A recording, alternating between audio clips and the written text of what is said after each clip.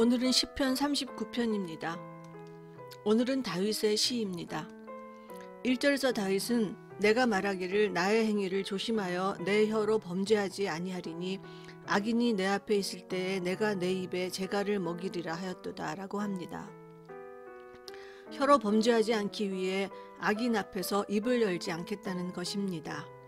악인과는 대화를 하다 보면 함께 험한 말을 하게 되고 결국 혀로 범죄하게 됩니다. 하지만 말을 하지 않으려니 마음속에 열불이 납니다. 내가 잠잠하여 선한 말도 하지 아니하니 나의 근심이 더 심하도다. 내 마음이 내 속에서 뜨거워서 작은 소리로 읊조릴 때에 불이 붙으니 라고 말합니다.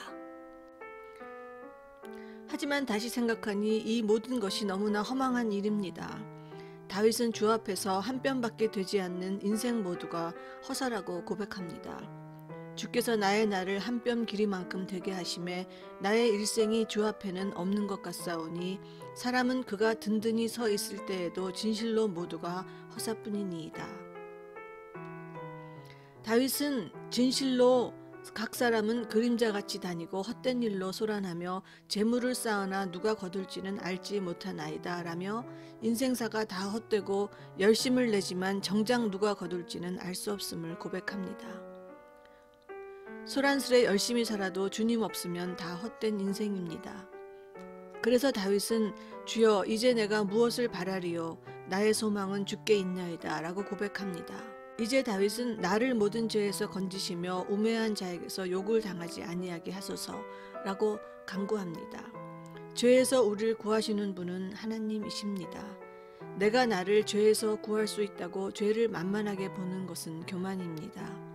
우린 늘 죄악 속에 빠져 있어서 하나님의 은혜가 없으면 그곳에서 빠져나올 수 없습니다. 그곳은 자기 힘으로는 빠져나올 수 없고 나오려 하면 더 빨려 들어가는 늪입니다. 그래서 다윗은 내가 잠잠하고 입을 열지 아니함은 주께서 이를 행하신 까닭이니이다 라고 합니다. 악인 앞에서 할 말이 수없이 많아도 그를 상대하지 않고 입을 다물 수 있게 해주시는 것도 주님이 행하신 까닭입니다.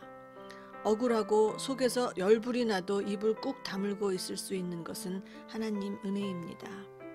말을 해서 해결되는 것이 아니라 서로의 악한 말들로 관계가 더 깨지게 되는 것이 사탄의 계략이기 때문입니다. 말해라, 시원하게 다 말해버려 라고 하는 사탄의 속삭임에 넘어가 같이 악한 말을 하는 그 작은 죄가 장성해서 결국에는 내가 쌓은 것을 다 잃게 되는 큰 징계를 받게 될 수도 있습니다. 다윗은 주께서 죄악을 책망하사 사람을 징계하실 때에 그 영화를 좀먹은같이 소멸하게 하시니 참으로 인생이란 모두 헛될 뿐이니이다 라고 합니다. 그러니 부귀영화를 위해 자기 열심을 내며 악착같이 살아온 모든 것이 허사가 됩니다. 그래서 다윗은 이런 허망한 삶을 살지 않도록 죄에서 구해달라고 부르짖습니다. 여호와여 나의 기도를 들으시며 나의 부르짖음에 귀를 기울이소서. 내가 눈물 흘릴 때 잠잠하지 마옵소서. 나는 주와 함께 있는 나그네이며 나의 모든 조상들처럼 떠도나이다 라고 자신이 이 세상에서 나그네임을 고백합니다. 나그네라는 이 단어는 크리스천의 정체성을 말해주는 단어입니다. 잊지 말고 늘 마음에 새겨야 할 말입니다. 나그네는 작은 오두막에 머물건 큰 성에 머물건 다 마찬가지입니다. 넓은 집과 넓은 땅이 있어도 아무 소용 없습니다. 늘 버리고 가던 길을 걸어가야 하니까요. 집에 대한 집착, 재물에 대한 집착은 정작 우리로 하여금 마지막 종착지에 도착하지 못하게 합니다. 가다가 휘황찬란한 곳에 이끌려 그쪽으로 가게 되면 결국 길을 잃어 다시 돌아오기까지 먼 길을 헤매어야 합니다. 사람과의 관계 속에서 실패해서 주저앉아 버려도 안 됩니다. 끝까지 그 길을 가야 합니다. 언젠가 멋진 차를 타는 조카에게 이런 말을 한 적이 있습니다. 모두 다 인생길을 걸어가는데 크리스천은 기막히게 멋진 포르쉐를 선물로 받은 사람이라고. 그런데 차뿐만 아니라 예수라는 이름의 기사까지 있다고. 이제 차를 타고 길을 가는데 뒷좌석에는 배우자, 자식들 아니면 가끔씩 이 사람 저 사람이 탔다 내렸다 하고 어느 때는 배우자와 또 자식들이나 손님들과 엄청나게 싸울 때도 있겠지만 그렇다고 차를 내려버려서는 안 된다고.